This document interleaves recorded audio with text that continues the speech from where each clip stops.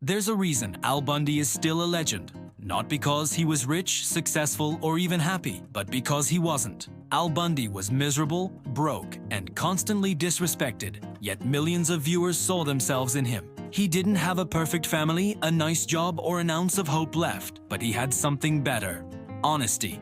This is the story of how Married with Children, Al Bundy became the most relatable dad on television, and why, decades later, his pain still makes us laugh. In the late 1980s, TV dads were all the same. They wore sweaters, gave moral lessons, and solved every family problem in 22 minutes. Then came Al Bundy, the polar opposite. He was a shoe salesman who hated his job, lived in a crumbling Chicago house, and came home every night to a family that drove him insane. He wasn't the man who had it all. He was the man who lost it all. But that's exactly what made him revolutionary. Married with Children broke every rule of the classic American sitcom. Instead of picture-perfect families, we got the Bundys. Broke, bitter, and brutally honest. And Al Bundy, played perfectly by Ed O'Neill, became the face of that rebellion. To understand why people loved Al, you have to understand what he represented. He wasn't rich, powerful, or special. He was just a guy trying to survive. He worked a dead-end job selling women's shoes, surrounded by rude customers and clueless co-workers. He came home to a wife, Peggy, who refused to cook or clean, and 2 kids, Kelly and Bud, who constantly embarrassed him. And yet, he kept going. Every morning, he put on his brown shoes, clocked in, and faced another day. That quiet resilience, that sense of being trapped but still pushing through, resonated with millions of people watching. He was the voice of the average working-class American who felt forgotten by the dream that TV kept selling. And through his sarcasm and misery, he gave that frustration a voice. Al Bundy's comedy wasn't built on punchlines. It was built on pain. He complained about his family, his job, and his life. But he never really gave up. That was the secret. Al's suffering was relatable, not depressing. He made failure funny. When life kicked him down, he made a joke out of it. And that's something almost everyone could relate to. Take this classic line. A fat woman came into the shoe store today, said she was a size 5. I said, "Lady, you're living in denial."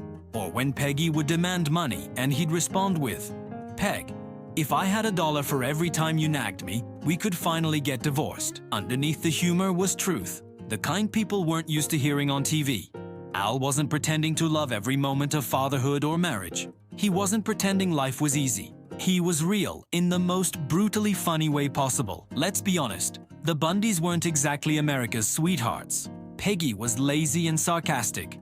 Kelly was beautiful, but not exactly a genius. And Bud was desperate for attention. But that dysfunction was the magic. The Bundys might insult, mock, and humiliate each other, but they were still a family. They still stuck together, even when everything else fell apart. That's what made them human, because in real life, families aren't perfect. They fight, they fail, they laugh through the chaos. In that sense, Al Bundy wasn't the worst dad ever. He was one of the most realistic. He didn't teach lessons with words. He taught them by surviving. There is also a darker side to Al Bundy, EE story, one that made him more than just a punchline.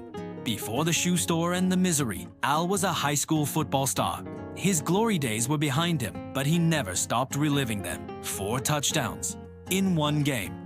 That line became a symbol of everything he lost: youth, potential, and hope.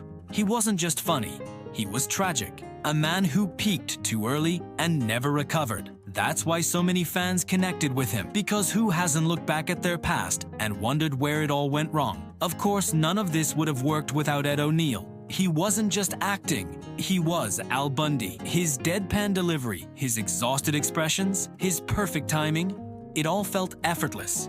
In real life, O'Neill was nothing like Al, but he understood the character, the beaten-down dreamer who refuses to quit. What's even funnier is that years later, he'd go on to play Jay Pritchett in Modern Family, a rich, successful version of Al Bundy, finally living the life Al never could.